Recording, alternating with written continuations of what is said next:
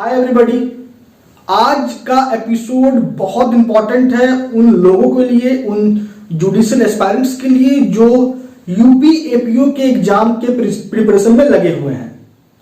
बहुत सारे लोगों ने फेसबुक पेज पे मुझे रिकमेंड किया, मुझे बोला कि आप सर पुलिस एक्ट पे पार्ट फर्स्ट बना के छोड़ दिए हो, आप आगे की प्रोविजंस को भी कवर कर दो पुलिस एक्ट का, क्योंकि यूपी एपीओ का एग्जाम का डेट कभी भी इशू हो सकता है। तो आज का जो लेक्चर है उन लोगों के लिए ही है, और जो भी जुडिशियल एस्पायरेंट्स यूपी एपीओ के एग्जाम में बैठना चाहते हैं या उन्होंने ऑलरेडी रजिस्ट्रेशन करवा लिया है, तो आज इस लेक्चर को बड़े ध्यान से देखिए, क्योंकि आज का ये लेक्चर आपको प्रीलिम्स और मेंस दोनों पर्सपेक्टिव से मददगार होगा। तो इस तरीके से आप भी, अगर आपको भी किसी लॉ पेपर पे लेक्चर्स चाहिए या कोई भी समस्या है आपको लॉ से जुड़ा हुआ, तो मुझे आप कमेंट जरूर कीजिए कमेंट बॉक्स में। आप मुझे फेसबुक पेज भी फॉलो कर सकते हैं, उसका भी लिंक डिस्क्रिप्शन में है। आप मुझे इंस्टा पे भी फॉलो कर सकते हैं, कोई पर्सनल क्वेरी है आप मुझे इंस्टा पे बताओ। आप मुझे व्हाट्सएप जुडिशियल ग्रुप से भी मुझे फॉलो कर सकते हैं, व्हाट्सएप जुडिशियल ग्रुप का भी लिंक आपको डिस्क्रिप्शन बॉक्स में है, बहुत इंपॉर्टेंट है, आप जुड़ जाओ। और अगर आप जुडिशियल एग्जाम प्रिपरेशन ग्रुप से जुड़ना चाहते हैं जुडिशरी के प्रिपरेशन के पर्सपेक्टिव से, तो आप मुझे जुडिशियल एग्जाम प्रिपरेशन ग्रुप पे भी फॉलो कर सकते हो, मुझसे कनेक्ट हो सकते हो, कोई पर्सनल क्वेरी आप मुझे शेयर कर सकते हो, करो जरूर करो, कोई समस्या है मुझे बताओ। आज के लेक्चर को शुरू करें उसके पहले, अगर आप मेरे चैनल पे अभी तक नए हो तो इंतजार मत करो, जल्दी से जाओ, नीचे जो रेड कलर का बटन है आप उस पर क्लिक करो, चैनल को सब्सक्राइब करो, बेल आइकन दबाओ ताकि डेली लेक्चर आपको मिल सके। अगर आपको कोई समस्या है लॉ से रिलेटेड तो आप मुझे बेझिझक क्या करना है, कमेंट बॉक्स में कमेंट जरूर करें। तो चलिए स्टार्ट करते हैं आज के लेक्चर को। जैसा कि मैंने आपको बोला कि हम लोगों ने पुलिस एक्ट 1861 के सेक्शन 1 से 20 तक ऑलरेडी डिस्कस कर चुके हैं, और उसका लिंक मैं आपको डिस्क्रिप्शन बॉक्स में दे दूंगा। आप उस लिंक पे क्लिक करके आप उन सभी लेक्चर्स को देखो, आपको एक बार कहानी की तरह सुन लो, ये गारंटी है कि आपका 1 से लेके 20 तक का जो कॉन्सेप्ट है क्लियर रहेगा। तो आज हम लोग स्टार्ट करेंगे 21 से। तो सेक्शन 21 लेक्चर को देखना आप जरूर, और किस पर्सपेक्टिव से कि मेरे से जो सवाल पूछा जाएगा प्रीलिम्स में वो कुछ इस प्रकार से ही पूछा जाएगा। अगर आप प्रीवियस ईयर के यूपी एपीओ क्वेश्चंस को उठा के देख लो तो कुछ इस प्रकार से ही आपको क्वेश्चन दिखेगा, जिस तरीके से मैं आपको आज के लेक्चर को बताने वाला हूं। तो देखिए, सबसे पहले बात करते हैं सेक्शन 21 का। सेक्शन 21 कहता है विलेज पुलिस ऑफिसर के बारे में।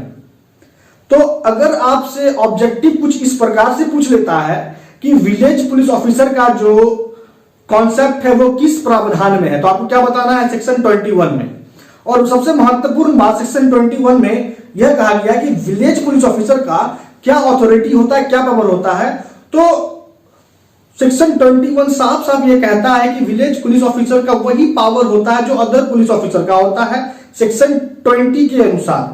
तो अब सेक्शन 20 क्या क्या पावर अथॉरिटी दिया होता है पुलिस ऑफिसर को, इसके लिए कहता है सेक्शन 20 की जो भी पावर प्रिस्क्राइब है अंडर पुलिस एक्ट या other law relating to criminal procedure, वो सभी पावर पुलिस ऑफिसर के पास होते हैं। तो सेम उसी प्रकार से विलेज पुलिस ऑफिसर के पास भी विलेज के जुरिस्डिक्शन के अकॉर्डिंग सभी वो पावर होंगे। तो ये हो गया सेक्शन 21। अब आगे बढ़िए, बात करते हैं सेक्शन 22 का। देखिए सेक्शन 22 बहुत इंपॉर्टेंट है, आपको ये प्रैक्टिकल पॉइंट ऑफ व्यू से भी दिखता होगा कि कभी भी किसी फेस्टिवल पे आप जनरली देख ही लेते होंगे, कहानी की तरह बता रहे हैं ताकि आपके माइंड में बात सेट हो, इसलिए कहानी की तरह ही इसको सुनिए। क्या कहते हैं, कभी भी आप देखोगे कि जब भी कोई फेस्टिवल वगैरह आता है तो आप पुलिस ऑफिसर को तैनात देखते ही होंगे कि शांति व्यवस्था बनाए रखे। तो कभी आपके माइंड में ये दिमाग में बात आता नहीं है कि क्या इन लोगों को लीव नहीं मिलता, क्या इन लोगों के लिए छुट्टी का कोई प्रावधान नहीं है। तो देखिए साफ साफ पुलिस एक्ट कहता है सेक्शन 22 की पुलिस ऑफिसर हमेशा ड्यूटी पे रहते हैं। ऐसा मान लिया जाता है कि पुलिस ऑफिसर 24 घंटा क्या है, ड्यूटी पे ही है ना। तो सेक्शन 22 ये कह रहा है। और दूसरा बात क्या कह रहा है कि उसको कभी भी पुलिस ऑफिसर को कभी भी तैनात किया जा सकता है किसी भी डिस्ट्रिक्ट के किसी भी जगह पे उस जगह पे शांति व्यवस्था बनाए रखने के पर्सपेक्टिव से। इसलिए आप देखते होंगे कोई ना कोई पुलिस ऑफिसर हमेशा ड्यूटी पे रहता है, कार्यरत रहता ही है। तो ये हो गया सेक्शन 22। दोस्तों अगर आपको लेक्चर अच्छा लगता है, आपको मेरी बात समझ में आती है, तो आप इसे लाइक कीजिए, इसे अपने स्टडी रिलेटेड ग्रुप में शेयर जरूर कीजिए, क्योंकि आपके लाइक से, आपके शेयर से बहुत मोटिवेशन मिलता है। और आपके कमेंट जब आते हैं तो इसको पढ़ने के बाद लगता है कि हाँ मैं सही रास्ते पे जा रहा हूं। तो आप मुझे इस तरीके से अपना प्यार जैसे बनाए हुए हैं उस तरह से बनाए रखें। आते हैं, बात करते हैं नेक्स्ट सेक्शन 23 पे। सेक्शन 23 कहता है duties of the police officer. Section 23 में बताया गया कि पुलिस ऑफिसर का क्या क्या ड्यूटी हो सकता है। तो जनरली आप देखते ही होंगे कि पुलिस ऑफिसर का क्या क्या ड्यूटी होता है। अपराध को रोकने का, समाज में शांति व्यवस्था बनाए रखने का, अगर कोई अपराध हो चुका है तो उसके संबंध में निरीक्षण करने का, और निरीक्षण के दरमियान एविडेंस कलेक्ट करने का, ऑफेंडर को अरेस्ट करने का, ये सभी ड्यूटी पुलिस ऑफिसर का होता है। आपसे सवाल ऑब्जेक्टिव पॉइंट ऑफ व्यू से कैसे पूछेगा कि आप हमको बताओ कि किस सेक्शन में कहा गया है कि पुलिस ऑफिसर का क्या क्या ड्यूटीज होता है। तो आपको क्लिक कर देना है, टिक कर देना है सेक्शन 23 पे। ये जनरल ड्यूटी है सेक्शन 23 में पुलिस ऑफिसर के बारे में। अब आगे बढ़िए, काफी इंटरेस्टिंग है।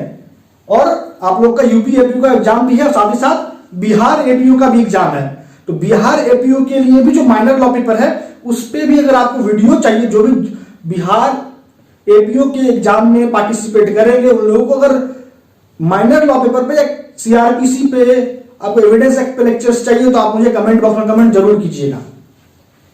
बात करते हैं सेक्शन 24 का। सेक्शन 24 कहता है पुलिस ऑफिसर टू ले इंफॉर्मेशन, मतलब पुलिस ऑफिसर को सेक्शन 24 का कंसेप्ट समझिए। सेक्शन 24 क्या कहता है कि पुलिस ऑफिसर को जो भी जानकारी मिलेगी, जो भी जानकारी अपराध के संदर्भ में हो, चाहे समाज में शांति व्यवस्था लॉ एंड ऑर्डर बनाने के संदर्भ में हो, जो भी जानकारी पुलिस ऑफिसर को मिलेगी वो सभी जानकारी पुलिस ऑफिसर क्या करेगा, वो मजिस्ट्रेट को देगा। ये पुलिस ऑफिसर का ड्यूटी है और ये सेक्शन 24 कहता है। बात को बस कहानी की तरह आपको देखना है और सुनना है। अब आगे बढ़ते हैं, बात करते हैं सेक्शन 25 का। सेक्शन 25, सेक्शन 26, सेक्शन 27, ये तीनों को एक साथ पढ़ना है। देखिए कैसे। सेक्शन 25 क्या कहता है, अगर कोई unclaimed property, that means Lawaris property, जो प्रॉपर्टी किसी का नहीं है, ठीक है, ऐसा पुलिस ऑफिसर को लगता है। कभी कभी आप देखते हैं कि कोई वस्तु कुछ भी लावारिस अवस्था में रोड पे पड़ा रहता है, तो वैसे सिचुएशन में पुलिस ऑफिसर क्या करेगा, उस प्रॉपर्टी को अपने कब्जे में ले लेगा और उसके बाद जो भी उस प्रॉपर्टी के संदर्भ में मजिस्ट्रेट आदेश देगी उस आदेश को फॉलो करेगा। तो वो सबसे पहले पुलिस ऑफिसर क्या करता है, उस अनक्लेम्ड प्रॉपर्टी का अपने पास पोजीशन ले लेता है, अपने पास जो उसको है उसको अपने पोजीशन में रख लेता है। उसके बाद उसको उस अनक्लेम्ड प्रॉपर्टी को सेक्शन 26 कहता है कि उस अनक्लेम्ड प्रॉपर्टी को पुलिस ऑफिसर क्या कर रहा है, 25 के अकॉर्डिंग अपने पोजीशन में लेने के बाद उसको मेड ओवर कर देता है मजिस्ट्रेट को। तो मजिस्ट्रेट अब क्या करती है, तो मजिस्ट्रेट 26 के अनुसार क्या करती है, उस अनक्लेम्ड प्रॉपर्टी का पोजीशन अपने पास रख लेती है और उसके बाद उस अनक्लेम्ड लावारिस प्रॉपर्टी के संदर्भ में एक प्रोक्लामेशन मजिस्ट्रेट जारी करती है और डेट ऑफ प्रोक्लामेशन से 6 महीना के भीतर जिस भी व्यक्ति का वो संपत्ति है या जिस भी व्यक्ति का यह कहना है कि वो संपत्ति उसकी है, तो उसको 6 महीना के भीतर, किस डेट से, जिस डेट को प्रोक्लामेशन इशू हुआ है उस डेट से 6 महीना के भीतर अपने ओनरशिप को, अपने अथॉरिटी को प्रूव करना है बिफोर मजिस्ट्रेट, और अप्रूव कर दिया तो उसके बाद मजिस्ट्रेट उस प्रॉपर्टी को उस व्यक्ति को दे देगी। लेकिन अगर कोई व्यक्ति मान लेते हैं 6 महीना के भीतर अपेयर नहीं हुआ मजिस्ट्रेट के सामने, तो फिर क्या किया जाएगा मजिस्ट्रेट के द्वारा उस प्रॉपर्टी का। तो सेक्शन 27 कहता है कि उस प्रॉपर्टी को कॉन्फिस्केट कर लेगी मजिस्ट्रेट। मजिस्ट्रेट क्या करेगी, उस प्रॉपर्टी को कॉन्फिस्केट करेगी उसको डिस्पोज ऑफ करेगी और जो भी पैसा आएगा वो पैसा स्टेट के रेवेन्यू में चला जाएगा। दैट मीन्स कि जो भी पैसा उससे मिलेगा वो संपत्ति सरकारी खजाना में चला जाएगा, वो सरकारी खजाना हो जाएगा उसका। तो ये हो गया 27 से। अब देखिए बात करते हैं 28 का। 28 कहता है कि अगर मान लीजिए, बस कंसेप्ट को समझिए, वन लाइनर है, समझना है कॉन्सेप्ट को प्रीलिम्स के पर्सपेक्टिव से, और अगर आपको मेंस के पर्सपेक्टिव से भी सवाल पूछ लिया जाएगा तो आप आराम से जवाब दे दोगे। जैसे कि आपसे पूछ लिया जाएगा मेन के, देखो इसलिए मैं बताता हूं कि ताकि आप समझो कि लेक्चर को बनाने के पीछे का ऑब्जेक्ट इस तरीके से क्या है, क्यों है, आप क्यों इसको देखोगे और आपके दिमाग में ये बात कैसे सेट होगा, इसलिए मैं आपको बार बार बताता हूं। देखो जैसे कि मान लो आपसे सवाल पूछ लिया जाएगा कि मेंस में कि क्या क्या ड्यूटी होता है पुलिस ऑफिसर का, तो आपको सिर्फ जनरल ड्यूटी नहीं बताना है सेक्शन 23 के अनुसार, ये सभी ड्यूटी के बारे में डील करना है, बारीकी से डील करना है। तो आइए पॉइंट पे, सेक्शन 28 क्या कहता है? सेक्शन 28 कहता है कि अगर कोई पुलिस ऑफिसर था लेकिन अब वो सीज हो चुका है, वो पुलिस ऑफिसर नहीं रहा है, तो फिर क्या करना पड़ेगा कि वो उसको जो सर्टिफिकेट मिला था, इनरोलमेंट सर्टिफिकेट, कि वो पुलिस ऑफिसर है, इस बात का सर्टिफिकेट जो उसको मिला था, उस सर्टिफिकेट को क्या करना है? वापस कर देना है। यहां पे उस सर्टिफिकेट को वापस कर देना है कब? जब वो पुलिस ऑफिसर अब नहीं रहा वो व्यक्ति, तो उसको सर्टिफिकेट वापस कर देना। लेकिन मूल बात क्या है कि अगर वो सर्टिफिकेट को वापस नहीं करता है तो फिर क्या होगा उसका सजा? तो उसको हार्ड लेबर हो सकता है या बिना हार्ड लेबर का भी कारावास हो सकता है। मतलब एक तो कारावास होगा सिंपल, या फिर रिगरस इंप्रिजनमेंट कारावास भी हो सकता है। कितने टाइम पीरियड का, ये इंपॉर्टेंट है। तो 6 महीने तक का हो सकता है, और उस पर जुर्माना भी लगाया जा सकता है, जो 200 रुपया तक का जुर्माना हो सकता है। ये हो गया सेक्शन 28। अब बात करते हैं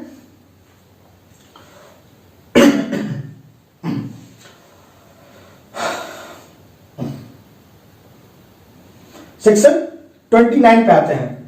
सेक्शन 29 कहता है penalty for the neglect of duty. Police officer का जो भी दायित्व है पुलिस एक्ट के अकॉर्डिंग या other law relating to criminal procedure, अगर उस दायित्व को निर्वाह नहीं कर सका पुलिस ऑफिसर, तो उसको पेनल्टी उस पर इंपोज किया जाएगा, उसको सजा हो सकती है। यही कहता है सेक्शन 29। तो उसको अपने ड्यूटी को नेग्लेक्ट करने के लिए जो उसको सजा हो सकती है वो कारावास हो सकता है 3 महीने तक का, या फिर उस पे फाइन भी इंपोज किया जा सकता है। वो फाइन कितना होगा?